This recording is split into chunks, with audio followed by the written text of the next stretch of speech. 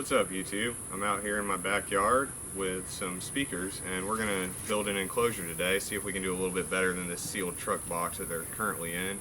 We're going to be going for a ported enclosure around 3.8 cubic feet after displacements with a pretty large port for 210s. We're going to see if we can actually get a decent amount of output out of these little Rockford P1 entry-level subwoofers. I did make some adjustments to the enclosures, and this should be taken with a grain of salt because, for instance, this RE Audio box that I modeled doesn't include the secondary port wall in the back or the extra baffle in the front in its dimensions, but it's claiming this box will be tuned a little bit above 32 Hertz.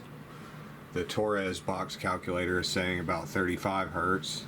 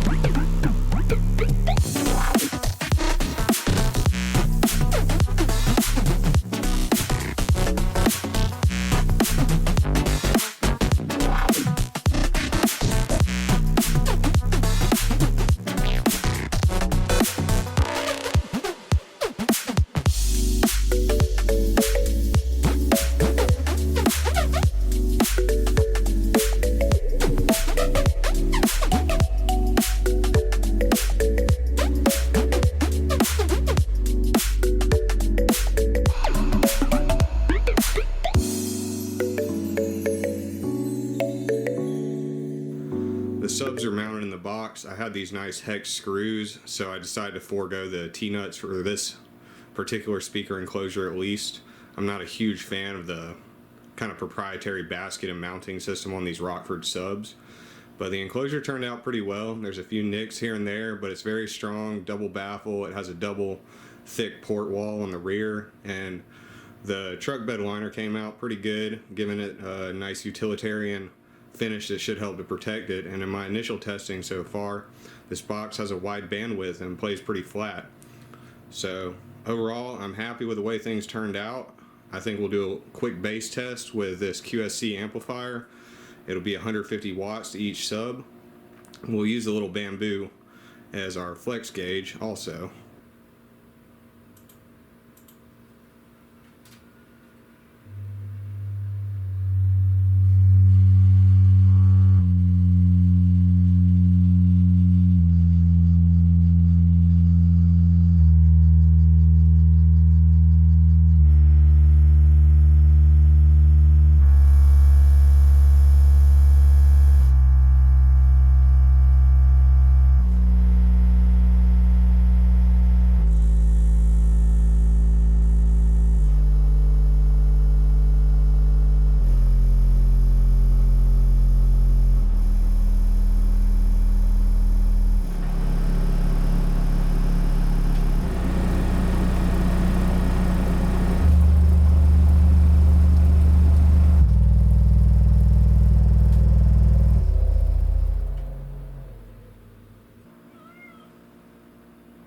I'm going to go ahead and wrap this video up because I don't want it to get too long. I did want to take a minute just to kind of reflect on this enclosure build. This design, this rather large cubic foot enclosure with a large port area, did work out pretty well. I'm excited to see how it's going to perform in the car. I'm going to make that the next video installment, swapping this out for the Kicker L715 that's currently installed in my wife's car, and kind of seeing side by side if we get any improvements or if I prefer the sound from either configuration. I'll be switching over to this little prime amplifier at that point to match the ohm load presented by these two 10-inch subwoofers. But as far as future projects go, I do have two of these SoundCube HDC 315s just sitting around waiting to do some damage, so that's probably going to be the next chapter. Anyways guys, if you enjoyed this video, make sure to like and leave a comment down below and subscribe for future audio and computer related stuff.